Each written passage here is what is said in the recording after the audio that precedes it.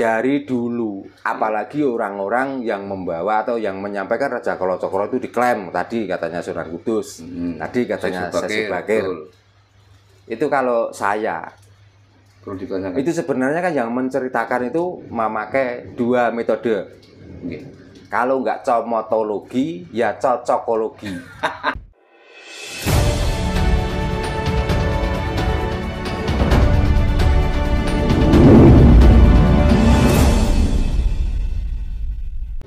Saya ini pernah baca, Pak, bahwa orang-orang yang memiliki ilmu Raja Kalacakra itu kan bukan orang sembarangan, gitu. Satu, itu Kanjeng Sunan Kudus juga memiliki ilmu Raja Kalacakra, gitu. Terus Syekh Subakir itu ketika beliau menumbali tanah Jawa itu beliau juga memiliki ilmu Raja Kalacakra. Kan banyak juga orang-orang spiritual itu terkait dengan Raja Kalacakra itu kan ada beberapa versi, Pak. Antara si A, si B dan C itu kan beda pemahamannya. Nah, sebetulnya pemilik Raja Kalacakra sendiri itu siapa, Pak? Awalnya Awalnya yang mempunyai Raja Kalacakra, ya orang-orang yang berkapitayan Jawa.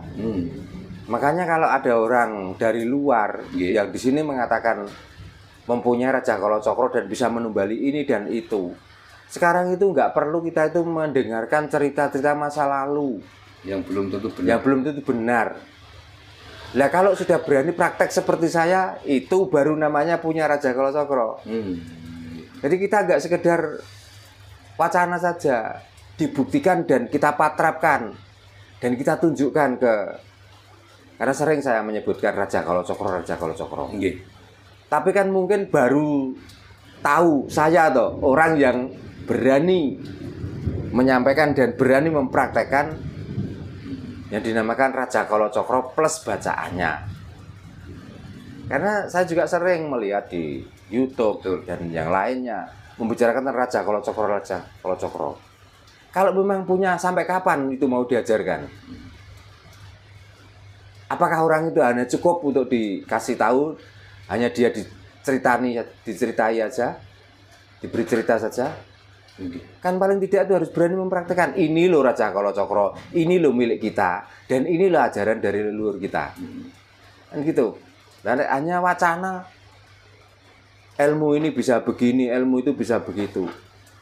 Ya paling tidak itu caranya begini loh. Kalau pengen punya ilmu itu, tunjukkan. Itu. Kalau itu dianggap ilmu sakral, ilmu itu nggak ada yang sakral sebenarnya. Ada ilmu tua, ada ilmu hitam. Terus tandanya ilmu tua itu gimana? Apa yang sudah jenggotan putih? Atau yang sudah berambut putih? Ada ilmu hitam. Ada ilmu hitam, ada ilmu putih. Wong ilmu kok ditandai. Jadi kalau sudah berani menyampaikan dan berani mengatakan bahwa ilmu ini bisa begini, ilmu ini bisa begini, paling tidak harus pernah praktek. Apalagi kalau sudah ngomong di YouTube, tampilkan di YouTube. Berarti kita itu bukan pembohong lagi. Jangan-jangan ngeklaim bahwa ini ilmu hitam, ini ilmu putih. Jangan jadi dia itu cuman ya dengar penyampaian seperti itu, maka saya ya menyampaikan seperti itu. Tiru-tiru. Maka ada pepatah, tong kosong berbunyi nyaring, itu ternyata benar.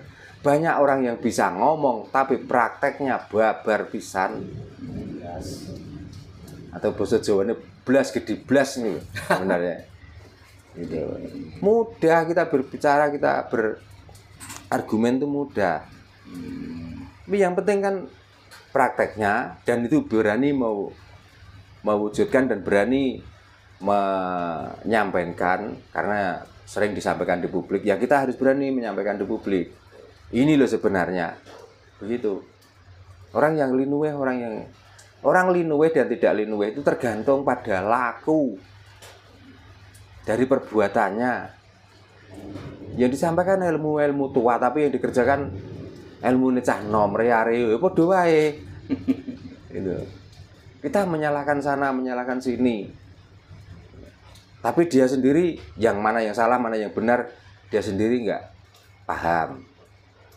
Itu. Jadi ada dua kemungkinan. Yang satu karena pinter berwacana, yang kedua mungkin dia itu kepengen dianggap tua atau dianggap orang pintar. Itu loh. Tadi Pak Darno mengatakan bahwa yang memiliki ilmu Raja Kolocoro itu pasti orang Jawa ya. Ya sudah jelas. Jadi ketika ada orang yang mengklaim memiliki ilmu Raja Kolocoro bukan orang Jawa, itu perlu dipertanyakan. Dari dulu, apalagi orang-orang yang membawa atau yang menyampaikan Raja Kolocoro itu diklaim, tadi katanya Sunan Kudus, tadi katanya Sesi Bakir. Itu kalau saya perlu ditanyakan. Itu sebenarnya kan yang menceritakan itu memakai dua metode. Kalau nggak comotologi, ya cocokologi. Itu rata-rata begitu. Masalahnya gini loh. Sebenarnya yang dikerjakan itu ilmu kita.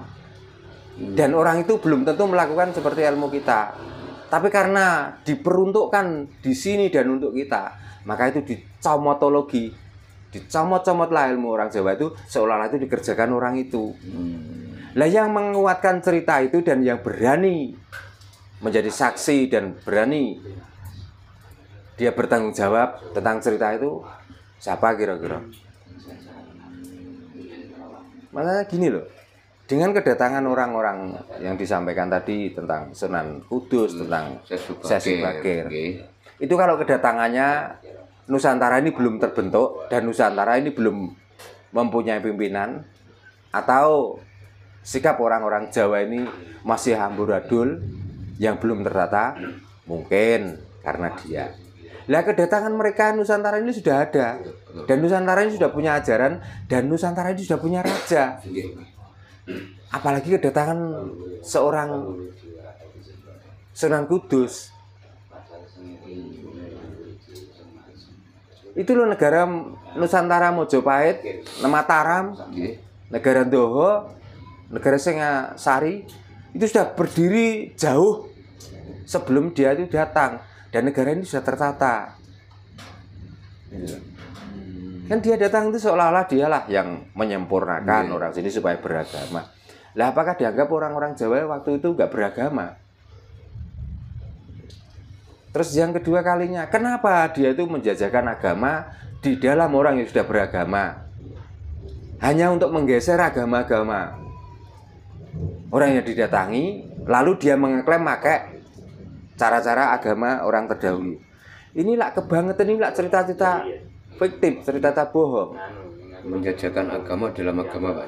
Menjajakan agama di dalam agama. Orang yang sudah beragama, bukan menjajakan agama dalam agama. Gitu.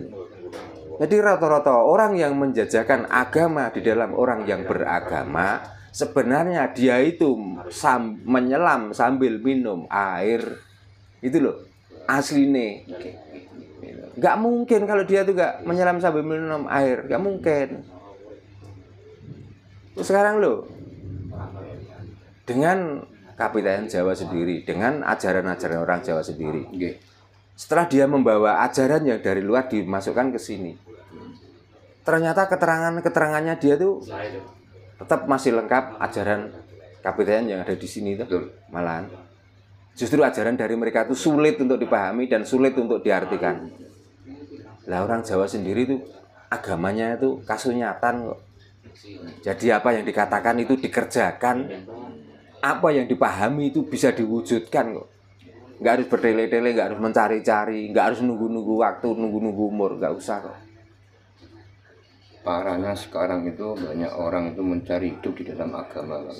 Nah, pada akhirnya sebenarnya itu ndomblang hidup untuk memuliakan dirinya dengan berlabel agama atau menjajakan agama itu.